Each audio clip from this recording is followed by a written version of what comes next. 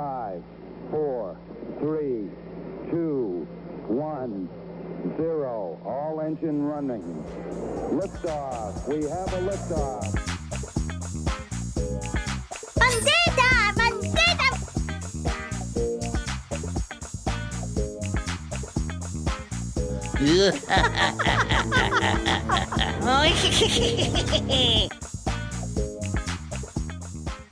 Welcome to Sacrilicious with Robin and Snurds, a Simpsons review podcast. I'm your lovable nerd Snurds, aka Joshua Stearns, and joining me is the equally delightful Robin.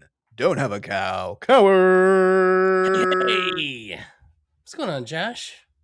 Not much, man. It's Monday. Happy Memorial Day. Thanks to all who served and paid the ultimate sacrifice, so people like you and I could record our bullshit on a podcast and goof off and have fun and maybe eat some barbecue. God damn it! God bless America. Land of cheap beer, Miller Lite and Coors Light and Bud Light are what make us very clear. God bless America. That's beautiful. That is, I know. man. I Shit, did that, red, white, and blue, and goddamn. Anyway, enough of that and I nonsense. paint my truck with it. It's almost like there was some American politics in this episode that triggered such strong feelings. I didn't realize that we were kind of having this, It was theme. big bubbled up. Yeah. Everything's fine. Nice. So everything going all right for you? New job's fine? Yeah, everything's going great, man. How about you? Sweet. Yep. Work's consistent. Everything's going okay. I'm looking forward to my buddy Alex coming out and visiting in Hell June yeah. because I have a full week off. So we can just Tucker. be idiots and have a lot of fun. And I was actually also able to play with Brenton some video games online, which is a very rare thing that we're Fun. able to do. And so a game that we both like finally is cross-platform, and we were able to get a couple sessions off. So that put me. Which game is it? Absalom. It's that side-scroller roguelite one that I brought up before. Oh, yeah, fun. And we like it because we get to punch, and sometimes pew pew. All right. Well, if this is your first episode of Sacrilicious with Robin and Snurds, here's how it works. One of us will pick an episode of The Simpsons to discuss. We go through the plot, provide questionable impressions, and point out our favorite bits. This season, we're all about themes, and this is our final one for the travel theme. The Simpsons are going to insert place here. So I wonder if anybody's going to actually be missing this song, or if this is going to be the last time and they're like, oh, sweet. Just, oh my God, let it go. The Japan. Yeah. The Feeling it. Simpsons are going to Brazil. Hey. The Simpsons are going to India. Whoop. The Simpsons are going USA. Perfect. Makes me want to take some E, Josh. I love it. Hey, yeah, that's another real quick shout out that I thought about it. Congrats to my buddy, Yeah. Jeremy, who's Dip Virgo. He actually played at EDC this year. Oh, no and that was kidding. like one of the biggest festivals that he ever got to play at. So congrats That's to him. amazing. He's one of the reasons I got into drum and bass and stuff to that nature back in the day. I've been going to a lot of like house and drum and bass shows with my buddy who's German. Well, his family's German, but he's spent a lot of time in Germany. He loves electronic house and that sort of music. And I'll have to forward you shows. some links because I know he's still doing a Definitely radio do. show or something, whatever they call it these days. That is what like the kids are going to see. Like if they're not going to the fucking arena, like at this show, it was just a great age range. And Oh, yeah. and it was the energy was fantastic. Well, the Simpsons aren't going to a rave, but they're going to everyone's favorite country, spared by Scorpio. No one ever says Italy. Robin picked from season 17, episode 8, The Italian Bob. Get it?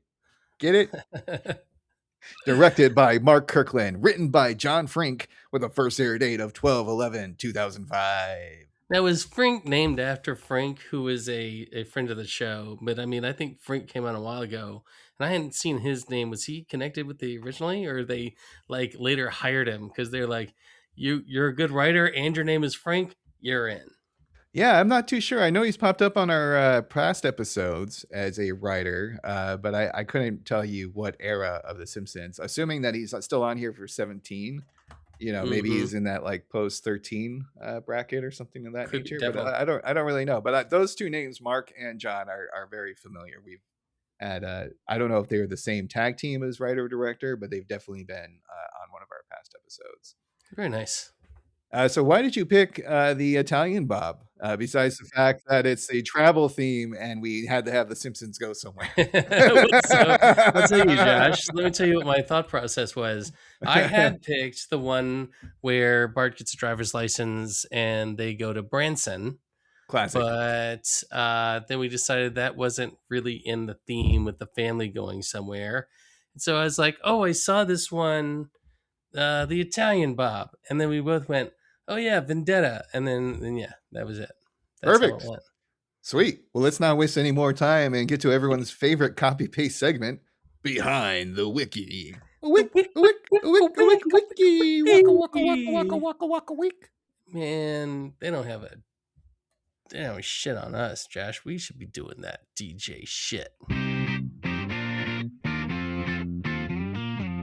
No! So I was watching our favorite Mystery Science Theater 3000 show. Yeah, And yeah. they had a Wilhelm scream, and everyone just stayed at the Yes. same time. They're like, Wilhelm scream. And I have to like kind of do that kind of vamping because it's a very light behind the wiki for us this round. It starts off with guest stars. So we have Maria Kichinota as Francesca and Kelsey Grammer as Sideshow Bob. Tress McNeil was the voice of Gino, which is Bob's son. So Maria Grazia Cucinotta, something like that. Cucinota. She has mostly done Italian cinema, but you might know her from some of the Hollywood productions she was doing around this time, which was The Sopranos, if you've ever heard Oh, of it. okay. And she was in the movie The World Is Not Enough, the Oh, yes, the vaunted Bond. James Bond movie. Maybe the second worst film I've ever seen, and that's only because you only what was the other one? You Only with Live Christmas Twice? Jones? No. The one other Pierce Brosnan one that was so bad. Is that the one where he goes Maybe it to is The like World Is Not Enough. Is that the one with Christmas Jones? I don't know. Is that the one Christmas when comes the twice a year. Korean villain wants to turn white? I think that's the one with Jonathan Pryce is the villain. Well, we should have done more homework on our Bond lore. Anyway, that's who Moving Maria on. Grazia Cucinotta. Yeah, she has a very sexy voice. I will say that.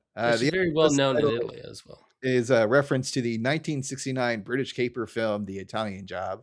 Mhm. Or if you're of my age, the Mark Wahlberg movie. Mark Wahlberg, where they drive Mini Coopers. Yes, because they have very tiny streets in Italy. So tiny, so tiny.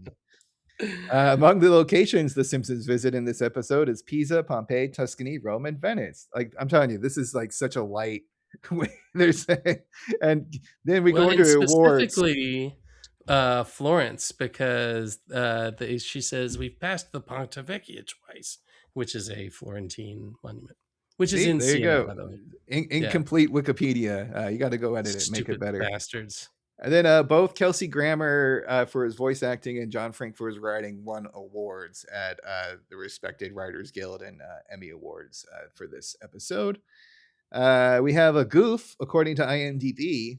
This is, again, it was so light. I was like, I got to go to another website just to fill out this page. The Italian word for whore is putnani. And the old Italian woman in The Simpsons incorrectly claims Kentucky is the Italian word for whore. So I think whoever wrote that doesn't understand what a joke is. Well, so this was referenced in the Simpsons wiki as well, except for two things. So the first thing is the word for whore is actually putana. Okay, so I mispronounced it. That's not a shocker. And the other one is they say when Homer gives the Kentuckian plays, it might be a reference behind the laughter, in which the Simpsons are referred to as a Northern Kentucky family. Is that a fact? Well, there's a Springfield, Kentucky, so they just move it around because it's a joke. So It thinks they give up too much. Anything else from your side of the wiki? The name of the village, Salsiccia, means sausage, which I think Very is good. great. Yep.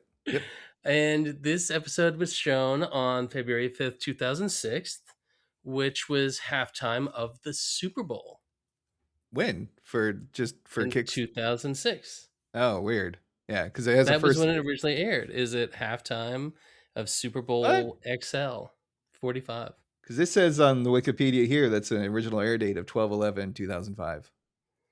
Yeah, well, you don't know It's anything. very strange. Or maybe it just says it was shown during the Super Bowl halftime show. Maybe. Yeah. Yeah, that's strange.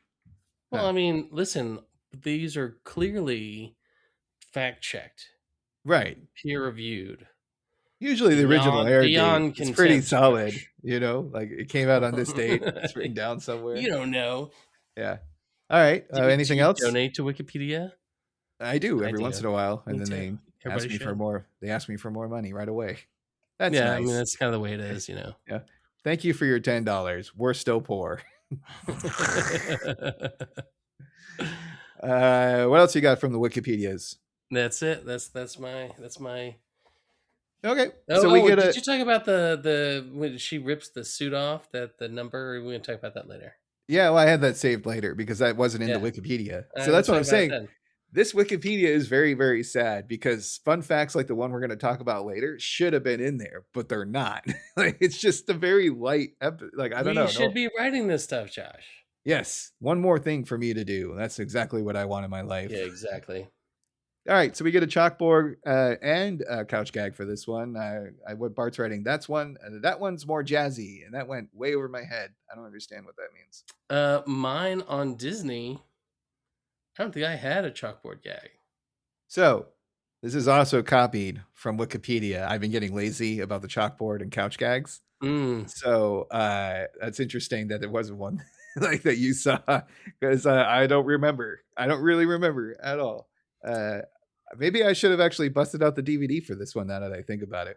We are very underprepared for this one. We're a real professional outfit here, guys. Yeah, we have no idea what the fuck's going on. All right. So how would you explain the couch gag? It is the couch is sitting there, and then somebody deals a 5-card hand of like 5-card stud poker. So this is what the Wikipedia said. A pair of cartoon hands deal out a wild royal flush consisting of the Jack of Diamonds, Bart, the Queen of Diamonds, Marge, the King of Diamonds, Homer, the Ace of Diamonds, Lisa, and the Joker, Maggie.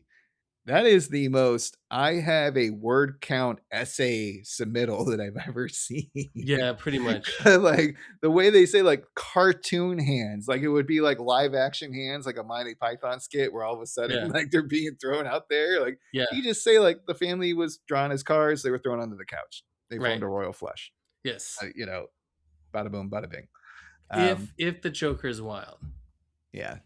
Very disappointed Wikipedia this time around. I mean, you know who's the couch gag wasn't that great itself, you know. Yeah, we don't need to spend too much time on the Wikipedia page. You know? Just the extra verbiage of like explaining King of Diamonds Homer. You know what I mean? Like you don't need that kind of level of detail here. That's so funny. So the episode begins in the classroom, and we remember this kind of stuff. I don't know if kids today have this. I love it when the crickety ass TV cart gets wheeled in with like a little like 19-inch TV that's only like mostly VHS black and white with a VHS player built into it. Because that means it's going to be TV day. And then we get this classic like back and forth where the kids are like, ah, TV! And then the PBS logo appears and they're like, oh!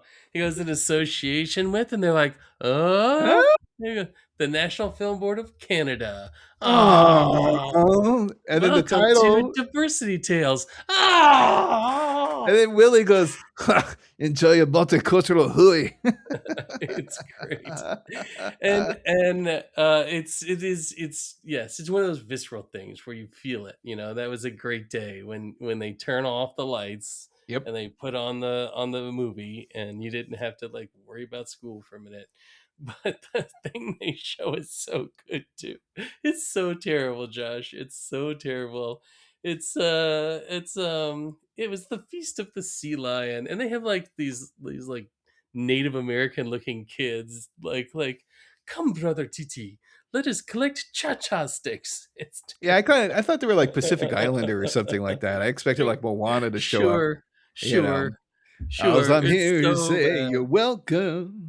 It's obviously like asinine crap, which Well, and I love it because it's Canadian, right? And it's being the multicultural thing shown in America. And I love that connection too, because PBS, I mean, you and I have seen so many PBS videos in our day, oh and yeah. they're not all winners. Oh yeah. No. And I like how Edna like could give two shits because it pauses and is like, now discuss tolerance. And she's like, look, the kids start complaining, and he's like, look, you can either look out the window or you can look at the TV. Fucking Bart goes, this is worse than wheelchair Nokia. And we get outside as Mr. Burns and his car is broken down. So that's so much more entertaining than whatever is happening on that Diversity Tales.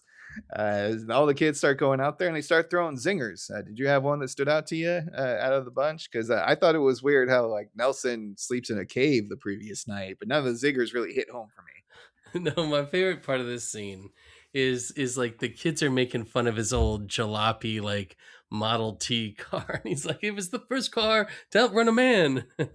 Yeah. Not even a horse, just a man. They're still going after him. And he goes, I will not be lampooned by school children. Kill them, Smithers. And he goes like, maybe you could just get a new car, sir. Right, exactly. He's like, well, whatever's easier. I like how he asks whatever is easier. Like it's easier to kill kids. I mean, maybe back in the day when you had factory jobs with child labor, like you just kind of bury them out back. But it exemplifies all our Burns, like I'm being made fun of by children, so I will kill them. Yes, I mean that's just then he has the old timey camera and he falls asleep in it because they have to stand still for 78 hours or whatever it is. He's like 78 minutes. Like 78 minutes. Martin gives his best shot and he's like, why don't you buy an Oldsmobile? And that just did not land with anybody whatsoever. And it's the best of the jokes. It's pretty good. It's pretty good because I understood that reference, much like Captain America. Homer is hard at work pushing buttons to the charging song that we'll get in sports games. So bum, bum, bum, bum, bum, bum, bum. And I love how like meltdown, non-meltdown, meltdown, non-meltdown. Because he's like pretending he's playing the organ on the buttons of the panel. And then what I like about this episode is they get right to it. There's no phone call. There's no like store to go to. Mr. Burns shows up. He's like, I'm getting a new car. It's a nice foreign number called the Lamborghini Fasterosa. A Lamborghini Fasterosa? That's the car I think about when I make love to my wife. Yes.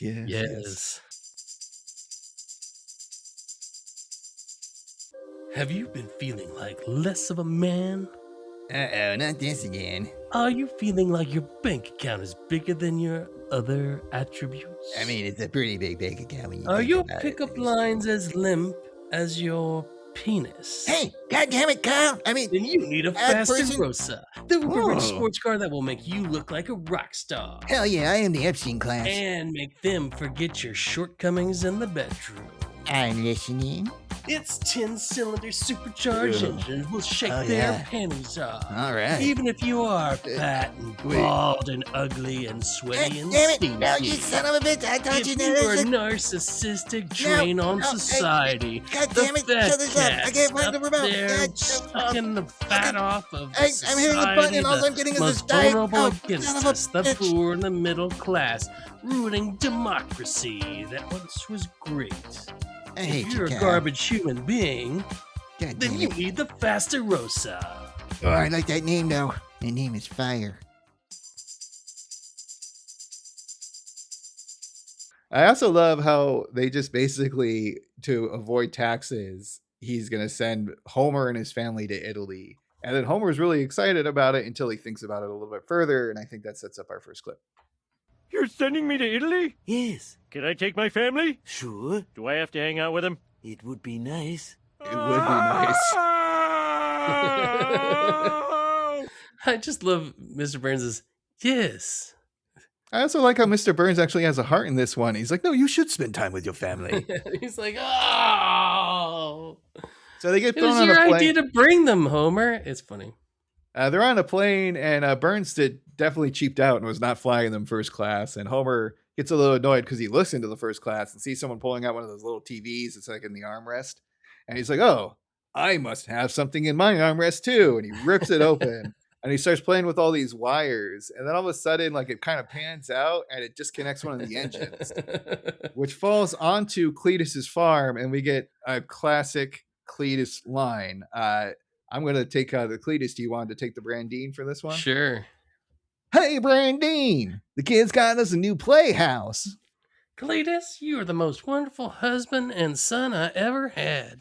Yes'm. Like, what? what? It's one of there's random parts in this show, and this is one of those random parts. But it's very reminiscent.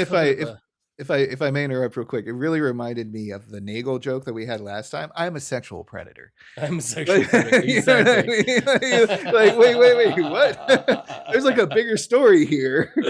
Yeah. The theme of this episode is some of these thrown in jokes on the side, but the animation of Homer ripping off, sure, it was pretty good. Arm of the chair and the pulling out the wires, stupid wires.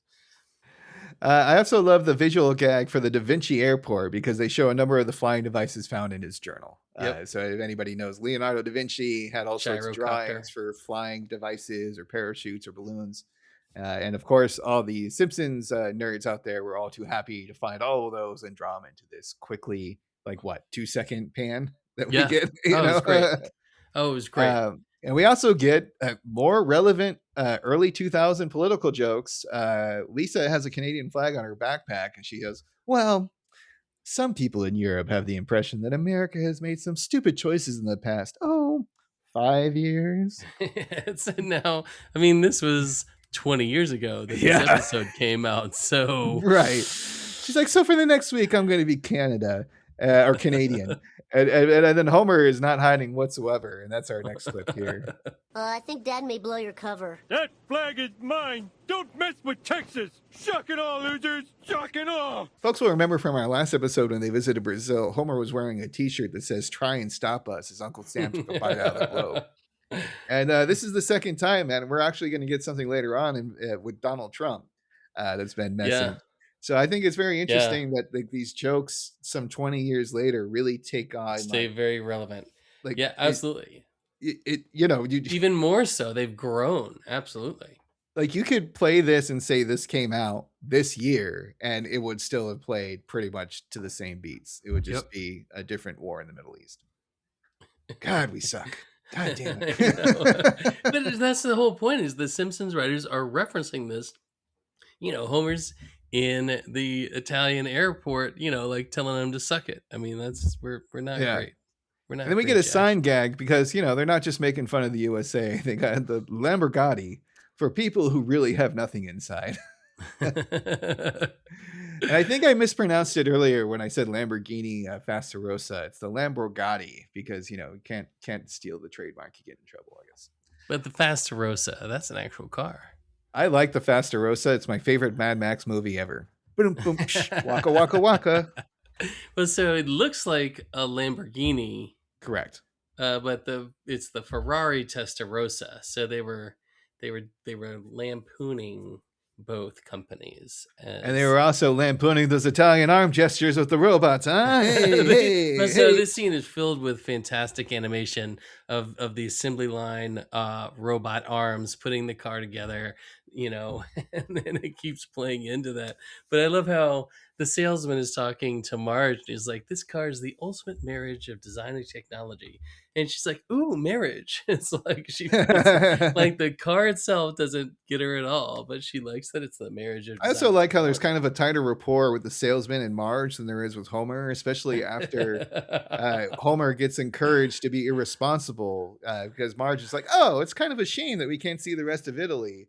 And then Homer replies, Marge, are you encouraging me to be irresponsible? And then Bart, quick as a little miscreant that he is, why don't you encourage him to get us some health insurance? Which is fantastic. It's just a fantastic line. And then, of course, they get into robot Homer starts choking Bart, and then Bart grabs the robot arm and control and starts choking Homer with it, and then beating him with it. It's fantastic. It escalates too animation because there. he takes another lever that has like Yeah. a hand to car doors, and he starts hitting him in the head with a car door Until he as he's passes choking out. him as well. And then I love how there's a little back and forth between like the car salesman and Marge. It's like, oh, so first time in Italy, It was the first time in Italy. Like, I like how he just like lets it go. And then this is a very fast, we got to hit all the tourist destinations that was mentioned in the Wikipedia. So first up is Pisa. And of course, they have the famous Leaning Tower. And there's an ongoing joke about you shouldn't see things just in pictures. You should see it in real life to really experience the majesty of the moment. And of course, for Homer, that means a McDonald's that serves wine. And they're sitting right by the Leaning Tower of Pisa. And Lisa's like, don't you want to look at it? He's like, it's on my cup. Yep. Fantastic. Next up is Pompeii. They have Mount Vesuvius, which everybody knows. It caught a few people jacking off before they died because it encompassed everybody's body in ash. And that is the last moments they saw. It's a very famous site. I've only seen the pictures, unfortunately. But they have a segment that basically looks like the Surf Sons, of like the family choking each other out and being just all like together captured in chaos. in solidified ash. Yeah, and the whole family's there, and like Homer makes some kind of joke about those barbarians or something of that nature. And it's clearly them. The family is driving around lost. You like that one line about the bridge, right? Well, it's that Marge is like, we've passed the Ponte Vecchio bridge 3 times. It means they're in Siena. In fact, they're in Florence at that moment. Very nice. Your geography is much superior to mine. I It doesn't lived help there that the for 6 navigation weeks. system is also a DVD playing a movie that I didn't get the reference to. So Fellini. It's Do Fellini. you know? Yeah. Fellini. Federico Okay. Fellini. Yes, very. Yeah, very never good. heard of him before. What's his shtick? He's a very, very famous filmmaker from 50s, 60s into the 70s. Made avant-garde stuff back then. You've got to kind of see it to understand. Okay, well then we get our own kind of Fast and Furious section here with the cheeses, and I have a clip set up called "Too Fast, Too Cheesy." Dad, cheese truck. Mozzarella, Parmigiano, provolone, pecorino, gorgonzola, fortino, taleggio, fettuccine. Mozzarella. That is such a great audio clip in my opinion because the action doesn't really need explanation. You kind of have an idea of what's happening just based on the sound being made. And Well, I love how it that's ends. actually a song that she's singing. Oh, really? It's a real song. That's not the words, but Oh, it's also an actual Italian song. I don't know. what with the tire screeching in between each note? Yeah, it's very famous. I also love how it ends with mortadella, which if folks who don't know is kind of like a bologna. Sometimes they put like pecans, in Olives it. and stuff in it. Yeah. Yeah. I don't like the olives. I like when they put the pecans. It's a cured meat. No, not pecans. Pistachios.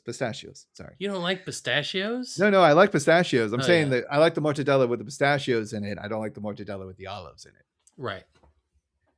So it's kind of like a bologna, and because it's a bologna and not a cheese, it's not covered by the insurance. So the family has to push their car to the nearest village, which is Sacrilicious, or whatever it's called. Salsiccia. And after a beer, all the pronunciations are just going to get worse. I apologize, folks. But they're pushing the car, and Homer is doing a history joke, which I love. It's like, stupid Italy, I wish you never been unified by Victor Emmanuel II. If only you would have stayed a loose confederation of city-states trading with each other and occasionally warring. When did that? Do you know what era that took place in? Old Victor Emmanuel II. No, I do not know. My Italian history is very limited because I focused more on Western Europe with like the colonial stuff. So that involved more of the UK and the Spaniards and the Portuguese and the Dutch than the Italians. But not the Dutch. I said the Dutch. It's a line from a movie, Josh. Oh, the movie we're talking about now? No, it is about... That was just random. It's from You're like- Austin Powers. Isn't Oh. it Austin Powers?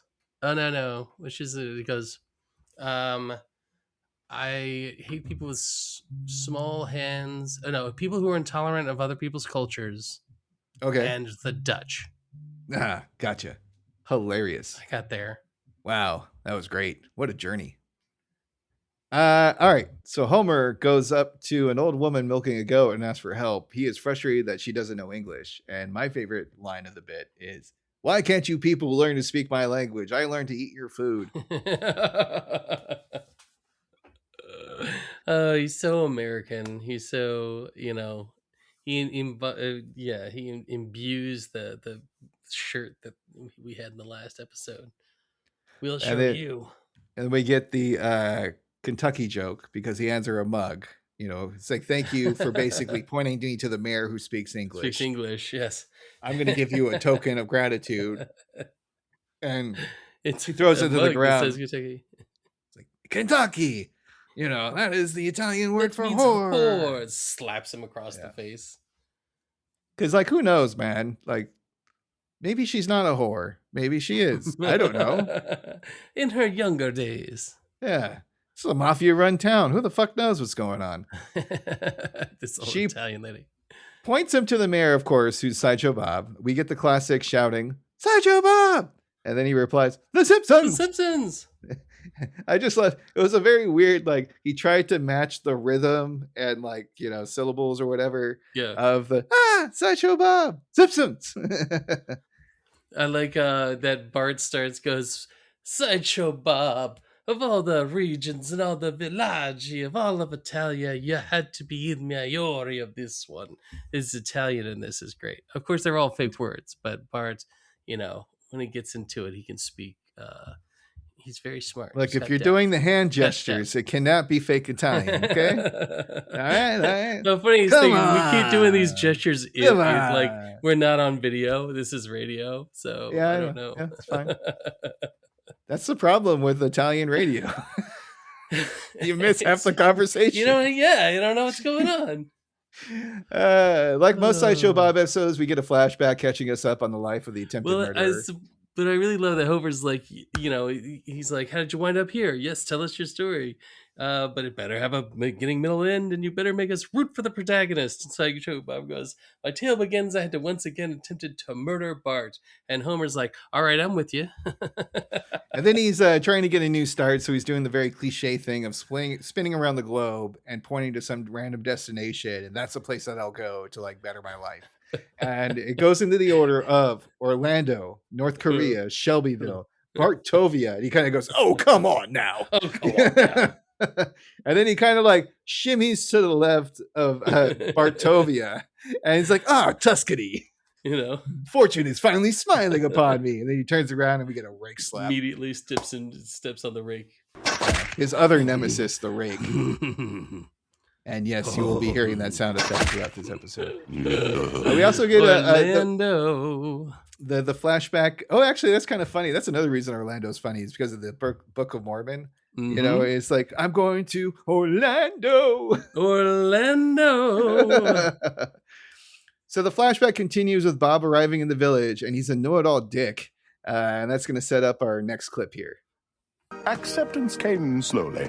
It's pronounced buongiorno. Your mouth is getting lazy on the second syllable. Here, let me guide you. There's a lot of spitting in this episode. Well, it's because he's sitting with an old Italian woman trying to tell her how to say buongiorno. Which is great. Then he gets kind of a little bit of a redemption arc within his mini drama of being his an asshole. village, yeah. Because the grape harvest is due, and they're a bunch of weak, tired Italians with small feet who cannot make the harvest happen. But then someone looks over there and they're like, "Oh my God, you have the feet." And we get a little bit of a montage. Is there anything that stood out? Well, he's just sitting there and he's like, "These feet are made for stomping." So he's singing that song. And that's what they'll do. And it was the biggest harvest ever. Yeah, and then he just starts, he's got his clod humpers in there, and they're just like printing wine. What did you think of the label of the wine that showed him kissing a foot? Yeah, I wouldn't buy that. Yeah.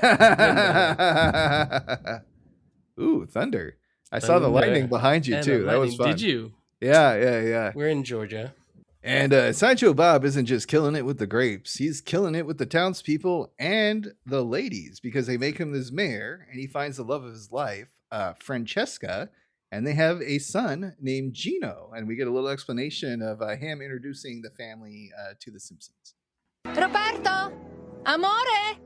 This is my bride, Francesca, and my son, Gino. Holy moly! I always thought you were, out loud and proud. Well, I experimented in college, as one does. Yeah, I never went to college. Stop the presses. Stop the presses. Great Well, line. it is Great line delivery. It was still pretty racy to just complacently say, "Oh yes, I experimented in college." So Right. I everybody mean, goes. it just kind of assumed because he's of a certain aristocrat, type of Mhm. lifestyle. At Eton, Yeah. all the boys have a little. I also love how balance. Francesca goes, "Oh, the Bart Simpson, the name Roberto cries when he has the bad dream." And then Then we Gino, get Gino. fucking amazing. Gino's the best Gino's part the of this episode. highlight of We the episode. love Gino. Gino is his son, and all he does is say like, Bart Simpson, Bart Simpson, Bart Simpson, I make my daddy. I cut. and Sideshow Bob is trying to like play it off like, no, I don't say any of that stuff. Bart and I used to go fly fishing together. Die, Bart, die. And then Just, like, running Gino around in a steps on a circle. rake after running around. And we get a little, yeah. Tress McNeil, chef's kiss, plays Gino to perfection. Oh, it's fantastic. So the family agrees basically to like, Bob pleads with them, pleads, like about the criminal past, and that'll be our secret for our next clip here. You shall all stay for dinner and tell me more about my wonderful Roberto. He So makes hot. love like a man who just got out of jail. Mm-hmm. Oh, yes. You crave my skillful touch. Now go, take the boy, and shut the door. I'll rock your world anon. Simpsons, I beg of you. Oh, Please don't man, destroy the fantastic. new life I've created here. Surely even the most heinous criminal deserves a seventh chance. A seventh chance. I mean, with those Yes, Democrats in yes, charge, of course they You do. crave my skillful touch. I shall be with you anon. It was a perfect thing. I love how he's just very aware that this is his seventh time, Most heinous criminal deserves a seventh chance. And they basically kind of have a quid pro quo here where it's like, hey, you fixed the car. We won't see Yeah. anything. We'll be on our way. And so Bob opens up to the town and says, hey, my little town is at your disposal. He goes to the balcony, says some stuff in Italian. Everybody cheers. They're on And the this is- they're on the and the- dais, Yeah. And the family is just kind of waving. And then what is Homer doing? Homer's gesturing like with his hands, like just like Mussolini Up in the used to air do. with a very upward Pompous, chin, yeah. frown, looking Yeah. down at the people. Like praise me. And Lisa's like, Dad, don't act like Mussolini. And Homer Ooh, I goes, thought I was doing Donald Trump. hope, and he keeps doing it, The same which thing. is amazing. He gets rid of the hand gestures. He crosses his arms, but kind of keeps the same facial expression. It's so weird in this Because- time for right. that joke. So what year did we say this is? Like 0506, right? This is So- 2005, December 2005. So there's some disagreement about that, but December, but like this 2005. is second George Bush term, Correct. and he's already making overtures about the next election. Donald Trump is at the time, so this is very prescient, and that he is in fact acting very much like Mussolini these days. Yeah, no, it's a very just strange bit of affairs because you have the whole escalator coming down with Trump. You have the various Mhm. shorts that they've done. You have all the stuff that South Park did. But it is kind of They weird. saw where, him like, coming, Josh. a random joke that you think is just kind of ridiculous ends up coming to fruition. This, And, honestly, Josh, no joke. This was the joke that I was like, "Wow." Yeah. the first No, it one hit where me I've been hard. like, it hit me hard. I was like, God damn. "Wow." Because all the other ones are kind of like, okay, I get it. It's the future. And then like Lisa inherits a big, throwaway line. And you're like, oh, we inherited a huge, deficit from the Trump administration. Enough of the politics. We're going to go to the funniest thing that I liked about the episode with Marge, the most disgusting thing that I've seen Homer do, probably in the history of this podcast. So Homer, Marge, and Bob head to a sausage shop. Marge finds a little pamphlet. She's like, here's a cute fact. The sausage shop has been grinding the same family of pigs for 600 years. And then you and I both loved how the butcher in Italian says, I am haunted by the ghosts of 10,000 pigs. And that is just hilarious because I imagine this poor man every night. But the delivery is so good that he does it, Well, because it's in Italian, so it sounds so like beautiful, exactly. Right? Yeah, it's yes, absolutely. Yeah, and then Homer, he goes very kindly. He's like, prego, and he points to the. It's like, see. The crank, which does the grind meat. And there's already for sausage meat. Yes. And there's already it's the thing where you attach the intestine to the end to pump for the sausage links. Correct. So it's cured meat. And there's already a pile of like meat like in there that looks of various sizes and shapes. And it's just raw. I mean, it's just raw. It's raw. It's meant to have been cooked later. Yes. And he extends his jaw like a python to fit it around the meat exit part. And he slowly grinds the meat into his mouth as his lips wiggle around the exit. Why do you keep having to say meat exit, Josh? That's terrible. And then he waves away the butcher to do it faster as Sideshow Bob and Marge look on, and Bob goes, and he kisses you with that mouth? It is gross. It grossed me out. It was probably because I was eating dinner while watching it a second time, and it got to that part, and I literally put down the fork in my Chinese food and was like, not today. Josh, you did it so much justice by saying he wraps his lips around the meat exit. He wraps his lips around the meat exit. I don't know how else to explain it. That is going in my diary, Josh. In much more wholesome news, we get Bob playing soccer with some kids, and I love this. He's just having a great old time. And Bart and Lisa are out there having a great time with him. Everyone's laughing. He does a little thing where he kicks the ball up to his head, it rolls down his back, and he does a little chicken squat like he's laying an egg. Yep. And then Francesca and Marge are on the sidelines. He's so wonderful. They must miss him in America. Well, Marge is and then we get the most random cutaway that is so violent. This is the second, so this is not the second, the third shocker. The first one was the Donald Trump line. The second one was the meat. And now it's like a 3-hit, bum, bum, bum combo. Because you cut away to Wiggum, Lou, and Eddie storming a house with assault rifles, blindly shooting at every place. It reveals to be a kid's birthday party. Luckily, no one is killed, and all the mouths are agape, and there are bullet holes everywhere. These guys are wielding M16 rifles. The kids are clearly in shock. Yes, it is full. And then Lou is just like, Chief, I tried to warn you. Sideshow Bob has lived here for months. And then he does this weird joke about his cousin. He's like, oh God, I'm so sorry. And then there's a Penn State banner on the wall.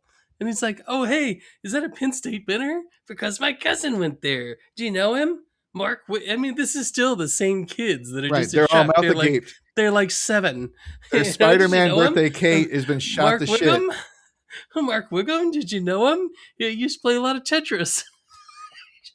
Good Lord. The most random thing of all time I've ever seen. And then they're back to Italy.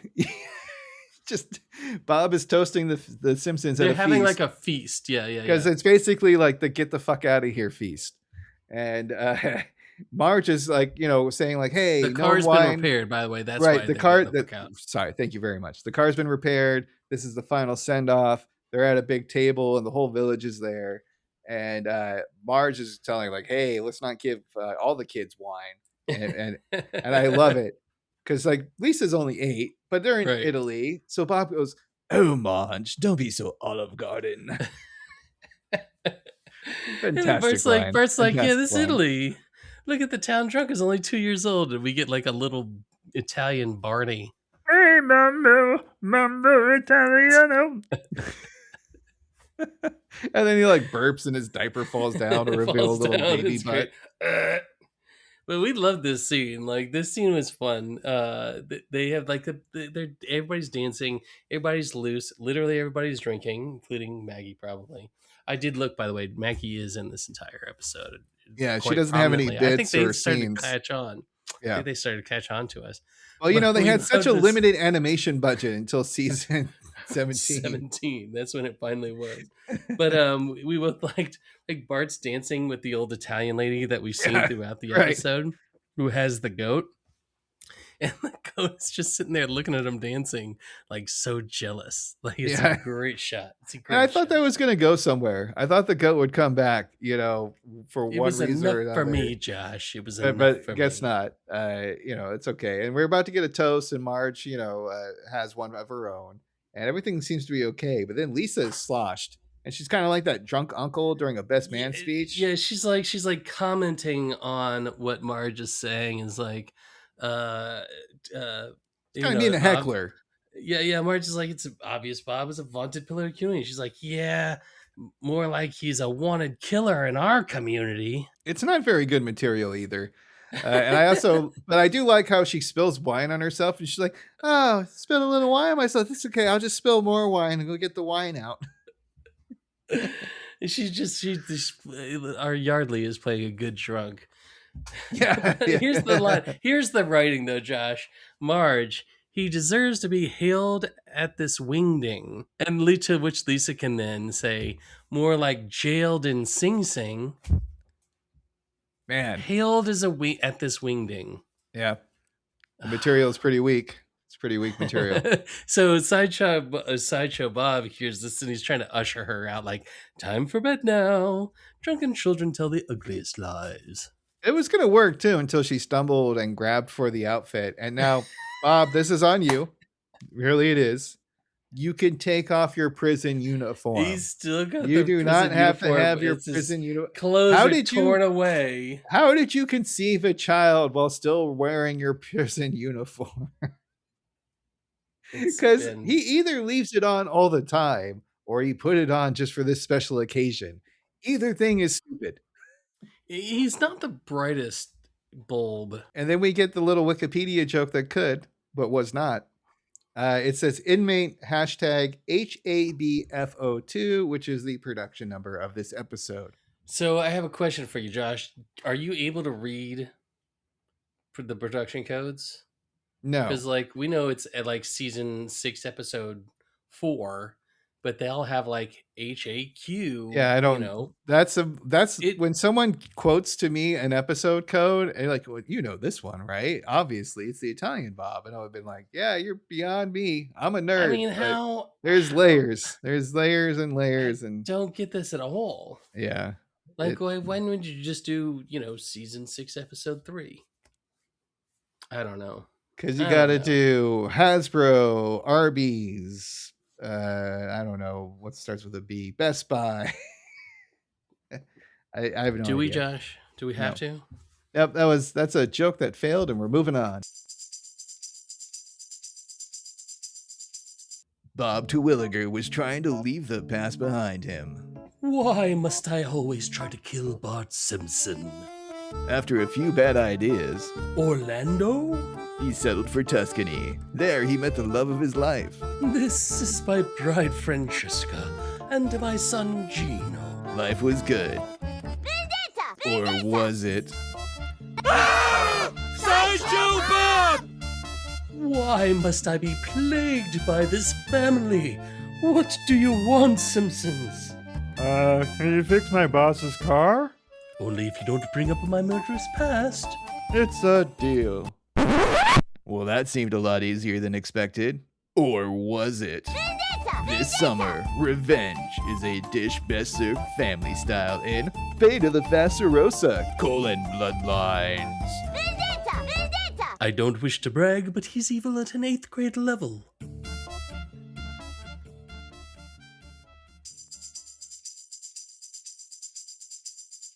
The jig is up, and folks recognize him as Sideshow Bob. Even the local cops are pulling out the I Criminali We did love Americani. this.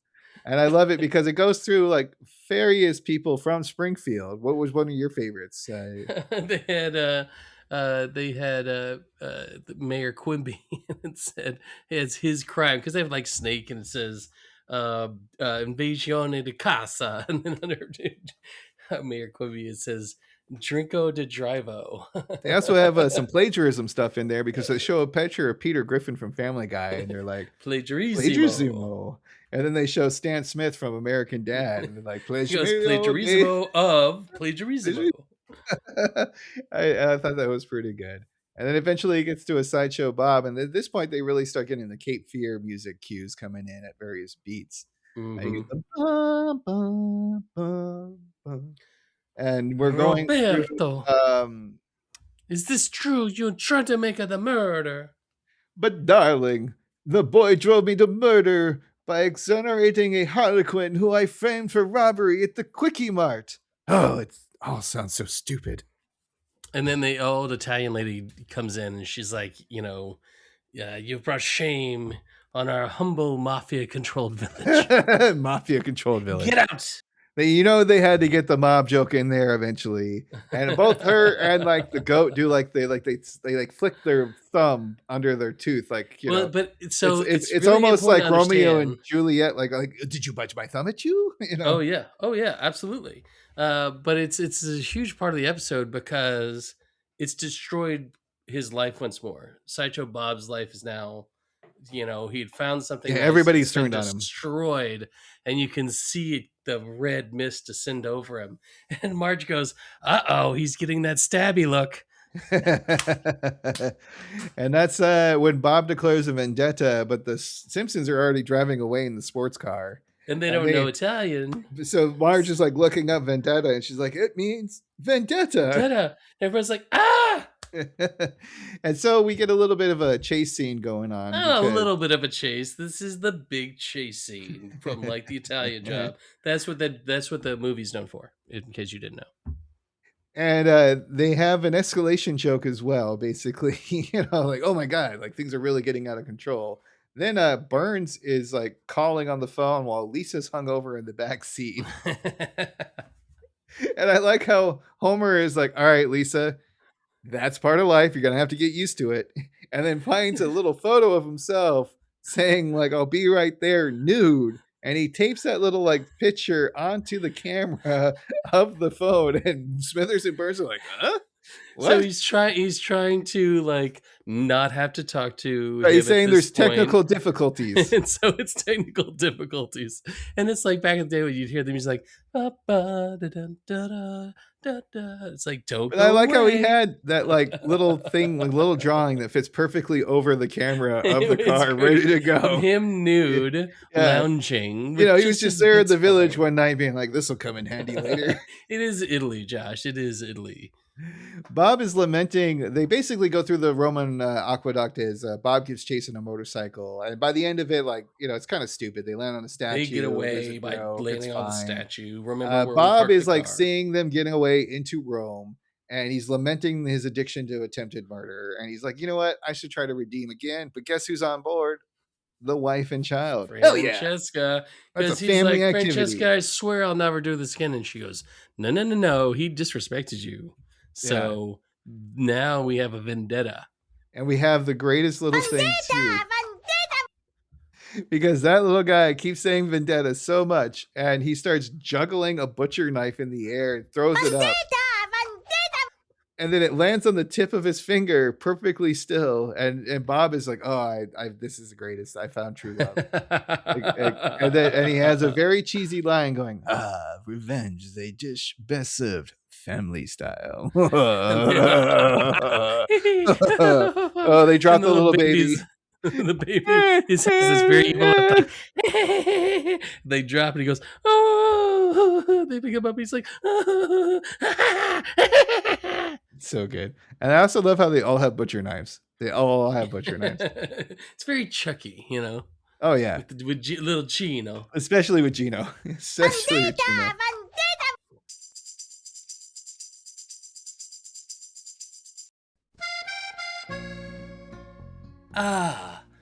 Bello mamici, You honor me with your presence.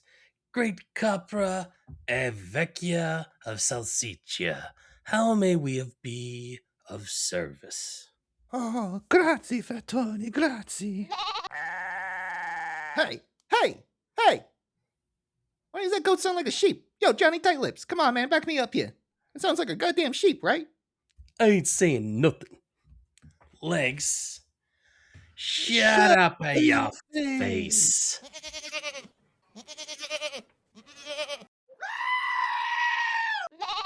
Grazie, Capra, grazie. Fatoni, we need you to find us the Sideshow. Never heard of him.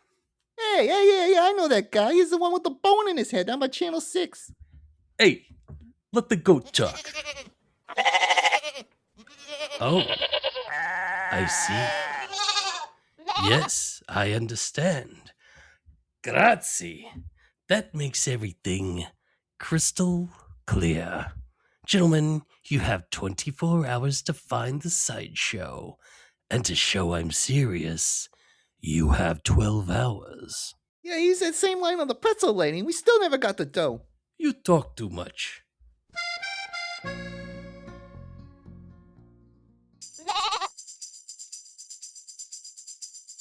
Oh, it's so good. So Marge is like going through, and she makes some comment about feeling like she's in the Bourne Identity, which I thought was kind of funny because, like, I also get those vibes, but it's definitely the Italian job. Is what the movie, It's just it's just so funny because the line earlier when she's like, "Oh, marriage," she just injects her personality into the situation in such a funny way in this episode.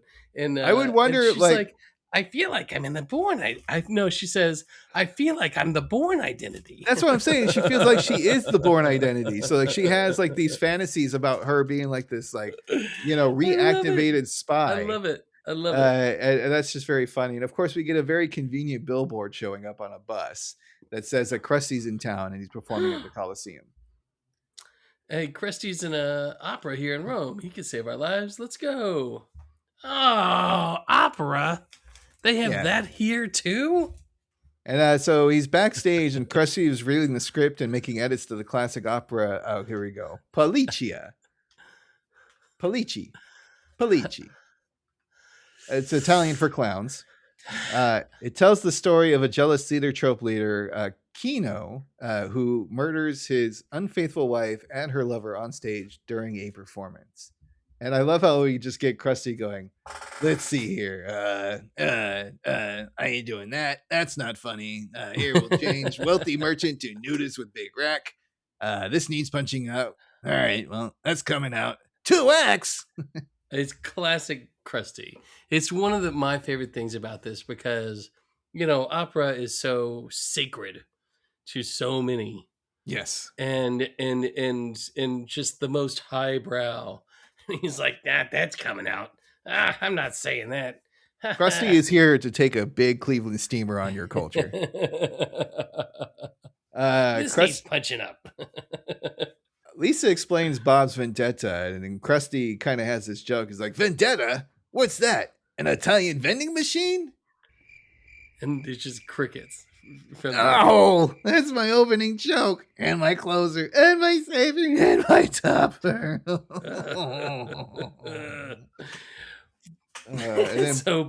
But Bart's like, please help us, Krusty. And he's like, all right. Just dress up in these clothes and just blend in with the company. I do like the full Bart quote there where he's like, we don't want to be the first Christians to die at the Coliseum. It's a good little history. Cheap jab. I thought it was a cheap jab. So basically they're in there. What did you think about Homer's Phantom of the Opera joke? Well, he goes, because he's telling him to dress up for the stage. And he's like, can I be Phantom of the Opera? Dad, the Phantom isn't in this, but I do a good impression of him. I am the greatest supervillain ever. Beware my scented candles. and like, it's a cheap joke. It's one of those that I don't know if they earn it in this, But I do like the idea because there are a lot of candles in Phantom of the Opera. I've seen this show many times. So it was kind of funny. It's So a it's little Phantom bit of the funny. Yankee Candle. he's got like these built up his little basement apartment with nice curtains and everything. Okay, like he's fancy down there. It's velvet, lots of velvet. And apparently, Krusty is butchering the classics based off of a commercial that I didn't know existed until Robin informed me about it. So that's fun. No more Rice Krispies. We are out of Rice Krispies.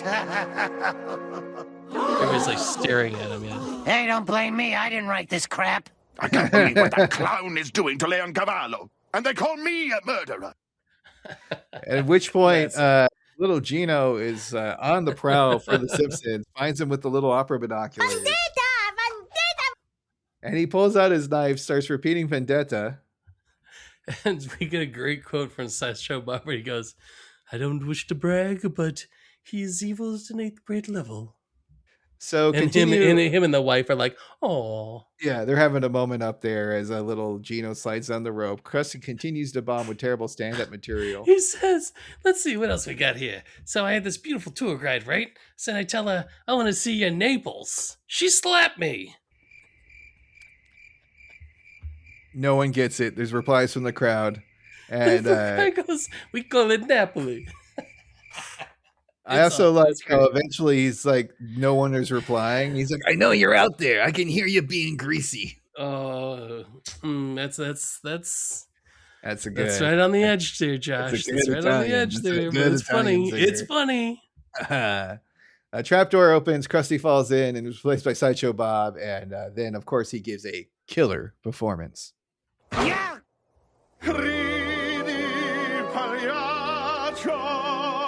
Sul tuo amore infranto.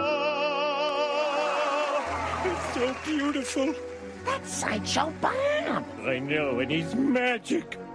That reminded me of an earlier joke, Josh, when Lisa rips off the clothes. Homer goes, "Ah, Sideshow Bob." He's constantly surprised some way or another. Gino and Francisca move in on the family wielding knives on the play. So they're basically reenacting the play, and everyone's buying into it because Bob's voice is so angelic. And Lisa's trying to plead, but it's not really going through. Eventually, Bob says he's done. He pulls out a knife, but right before they can strike, a limo pulls up. Krusty says the family to get in, and they speed off. Like, it's the most, like, it's so tense. There's so much drama being built, and it's all cut, like, to an end just because, for some reason, a limo is able to on the drive stage, the stage at the Coliseum. The family, the killer family, would just stop trying to murder people. I guess that's why they're only attempted murderers and not murderers. The whole family gets in, and Krusty needs help getting back to the States. So he's like, "Well, I saved you, so you're gonna have to smuggle antiques to America. Everyone break off a piece and hide it on your person. Hide it well." He's got like a bronze statue, and he's just like cracking pieces off of it. But they don't look like they're gonna fit where he means them to hide it well. Nature's pocket may not sustain some of those a couple pieces. Of legs, a couple of spread out legs. Like that's all about that base. That base is gonna hurt. Yeah, but you want the flared base, Josh. That's very important. And the Terwilligers basically give up the chase. Gino is distracted by a butterfly. And so they finish the episode by they're walking off into the sunset, basically. Yeah, together. the Terwilligers are.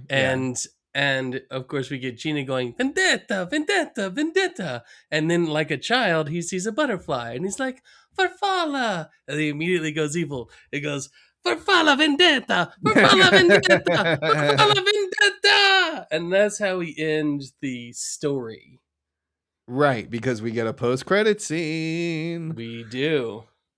So the family decides to go to Venice before heading back to Springfield for one last gondola ride. And if I may, I am going to play the gondola singer. When a wife looks like that and her husband so fat, that's immortal. When she kisses the jerk while I do all the work. That's Hey, knock it off. mi scusi, no speak English. When a big tub of lard. And then it just goes down. It cuts to the credits. It's a good post credit scene.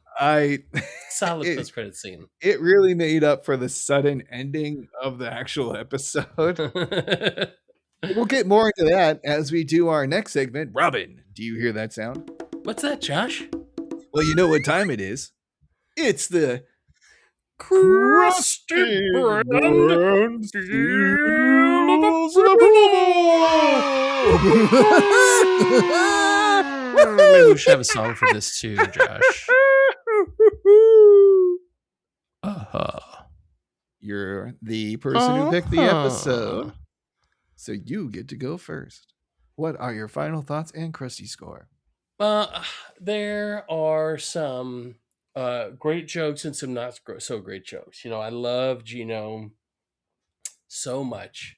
There's some edge to some of the jokes, and I'm not sure that they earn it in this. They're definitely taking some risks, like with the Italian jokes. I mean, they're pretty, you know, on the edge there, and the gay phantom jokes, and some of the, you know, like the history jokes, you know. But there's some of the jokes that are fantastic. Vendetta. Wait, hold on. Yeah. Vendetta! Krusty in this is as good as he ever is. It's so funny. The bad children's programming from the 80s, you know, when they wheeled in the cart, you know. That's so good. It is, and this really enforces something like doing this with you makes it so much more fun because we can talk about these things and it's a blast.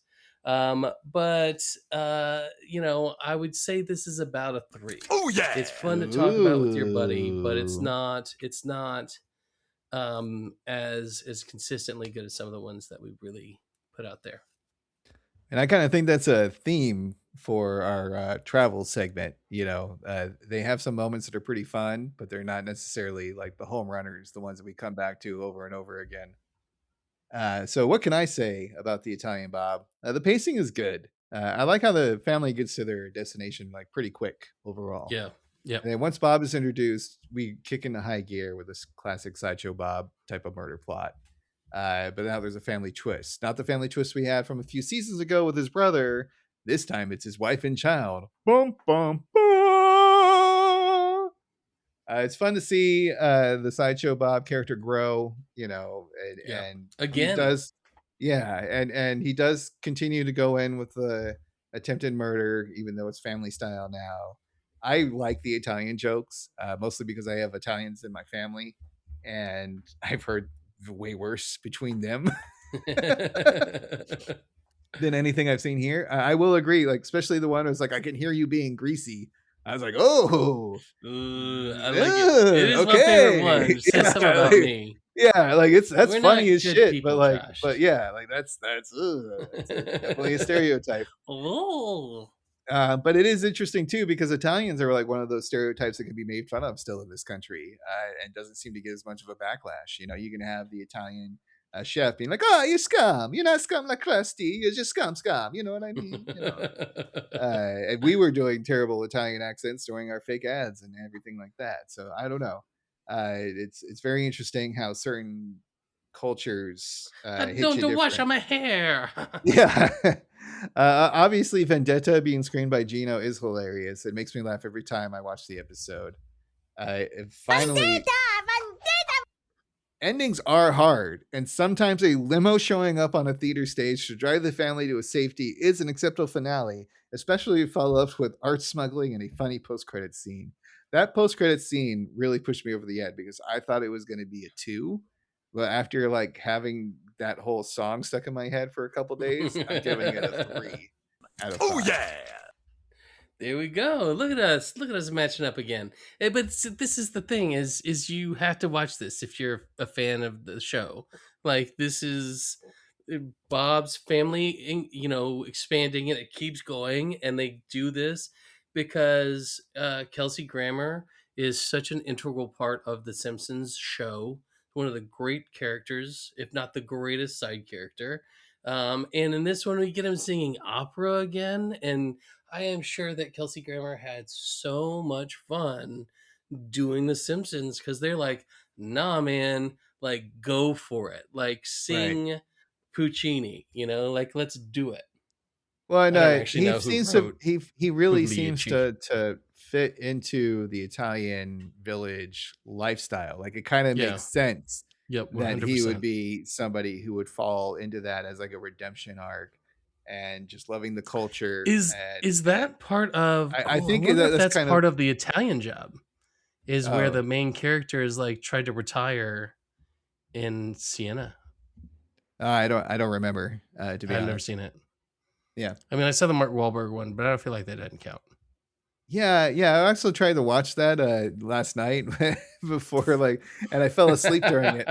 So I don't know. Not so great. It's Right not on. good. It's not good. That's Angelina Jolie. Is that who's in it? Yeah. No, Charlize Theron. Sure. Fantastic. All those people are great.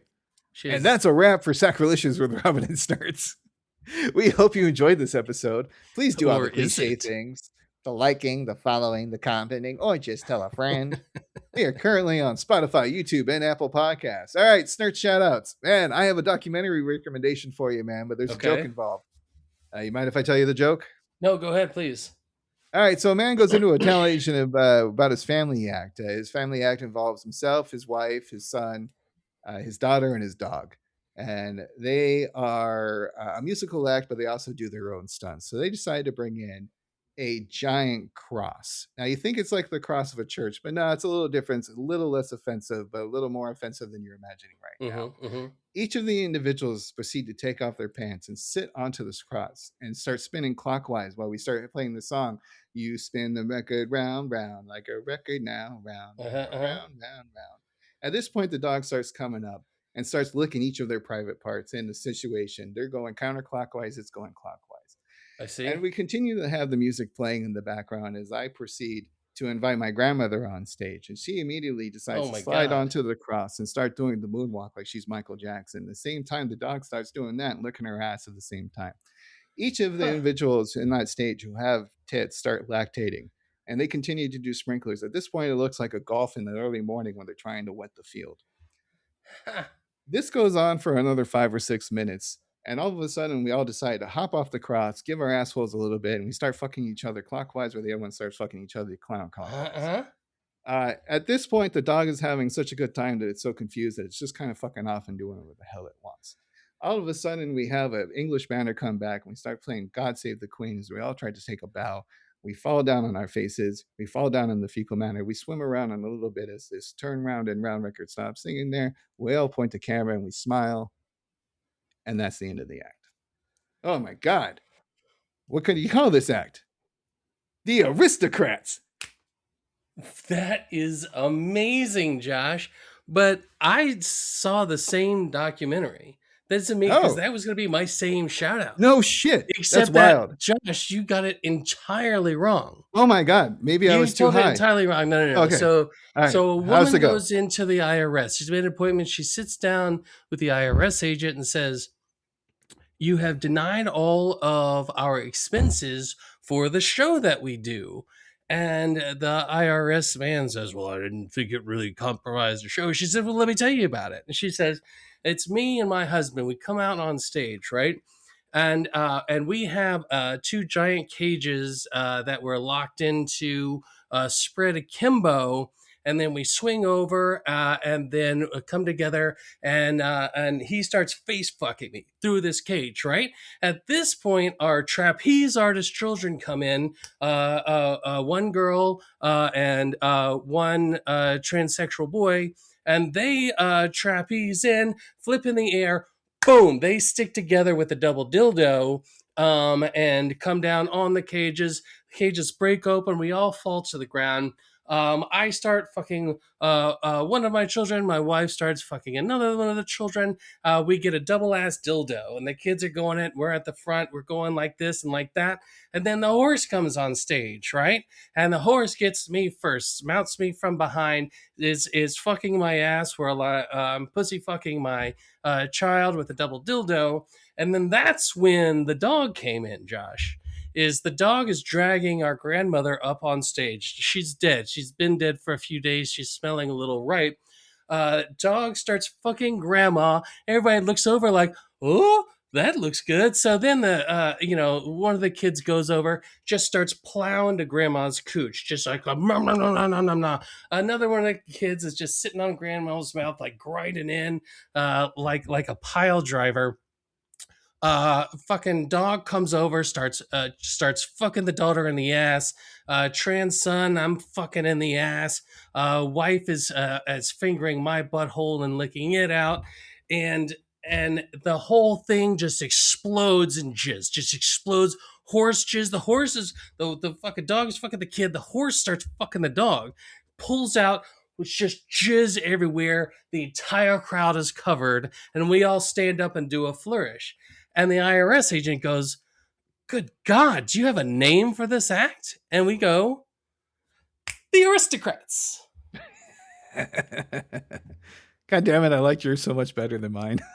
homage to the great Bob Saget, who I found through obviously America's Funniest Home Videos. Right. And I was mad at him because he did these milquetoast jokes that I didn't understand. Right. Like when you understand Bob Saget, you understand like the level of like making fun of corporate TV he was doing back in the day. But to learn in that documentary that he was the quintessential comedian. And I just have this Jones for comedians. And if you can make comedians don't laugh at jokes, they go, it's very intellectual a lot of times. So if you can make a comedian laugh, it is the greatest thing. And he was the ultimate comedian's comedian. And I will just give every shout out to our Bob Saget. We lost him too soon. Yeah, I mean, if you watch the documentary too, which is The Aristocrats from 2005, it basically goes through about 100 comedians saying that very joke because it was something very internal, even in the vaudeville days. So you get like George Carlin, you get Bob Saget, you get Gilbert Gottfried. You get Sarah Silverman, you get Drew Carey, you get all of the comedians. Harry Shearer, Seinfeld. you get Harry Shearer, Hank Azaria. Absolutely. So you get Simpsons all people in there as well. All of them. And it was basically the whole for folks who at home who want to understand the whole setup. It's basically a man goes into some kind, usually a talent agent or a theater manager of some kind, about a family act. The agent asks what the act is. You improv the nastiest shit you can think of, and you try to go for as long as possible without repeating yourself. And then the agent asks, "What is the act called?" And the punchline is The Aristocrats. It's a lot of fun. One of the featured actors in that is a comedian who tragically killed himself. Richard Jeni is a big part of that movie, and he's amazing in that. There's even a Simpsons writer on there, Jake Hogan. There you go. Along there, he was one of the ones who made the first Sideshow Bob episode. It's one of the funniest movies I've ever seen in my life. It's great. It's 88 minutes too. It's not that long. Yeah. Also, I'm really curious, man, because your joke was so much better. I should have written down some outlines or something like that, but that's part of the fun. No, I told you I've done that joke before. I did it at. They definitely can tell that you were more of a seasoned pro. That's what I'm saying. That's all. This is what me and my friends do for fun. Like I just discovered this. Try to make each other's laugh. I just discovered this on Friday. So I'm already like trying to think of like, oh, what would be the most disgusting thing? Yada yada yada here and there, and like, what can I do? And without stealing the bits of the documentary that I just saw, but you just went in there, and I was like, oh, and then that, I was like, oh, you can really escalate it there, and yeah, so very good job on that. That was a lot of fun.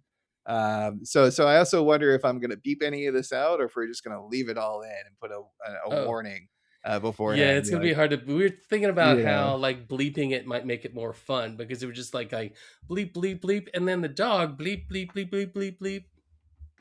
Yeah, and hearing Gilbert Gottfried say some of these jokes was extra funny. Oh God, Gilbert Gottfried is fantastic. Good. Yeah, Listen, And there I was. It was a nun, movie a rabbi, and 2 other fuckers who I can't remember because they were reeling me from behind. You get this behind the scenes look, and look, I had Comedy Central back when it very first started on cable, when it was just doing little fucking badly lit sets of these comedians in comedy clubs. And then so I loved comedians, and then you get this backroom glimpse of them talking very cerebrally about humor. Yeah. And then so you kind of see behind the curtain a bit, and then you understand how cerebral they are and how professional they are. And so that when somebody can then do it to them, what they try to do to the audience. Well, and I also liked when the women came out and said that it's too male centric. This is how you make it worse, and you make it from a female perspective as well. Yeah. And I think it was, I forget who was it. Was it Lisa Levinati? Someone was pregnant, and she's like, "Oh, I have a version where like the fetus pops out, and my tits are going, and everything's going, and then this is going, that and going." And it's just like, oh my god, like that is like, so. It's just one of those things, like how much more gross can you be than the other person? And that was that's what it was about Bob Saget, is like he's known as the guy who did America's Phone videos, but to his peers he's known as the filthiest, nastiest comic there ever was. Hilarious. Like that's his badge of honor. And it's exactly my sense of humor and how my friends and I spend our weekend nights.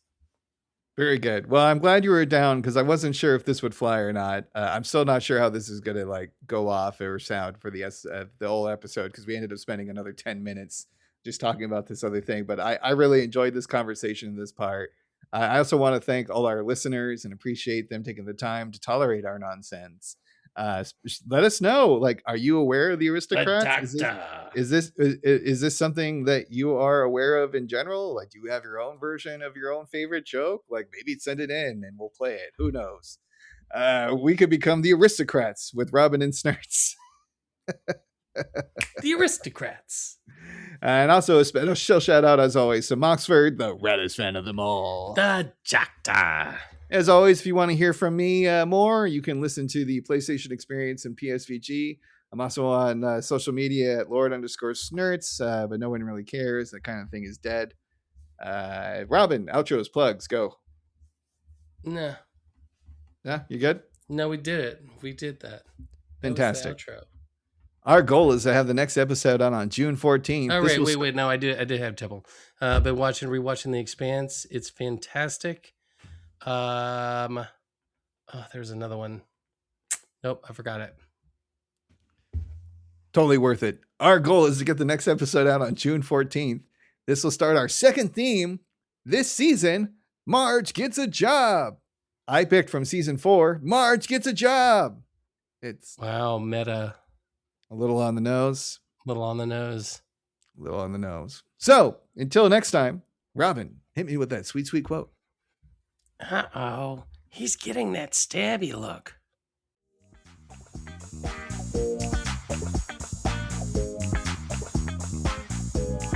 Vendetta! Vendetta!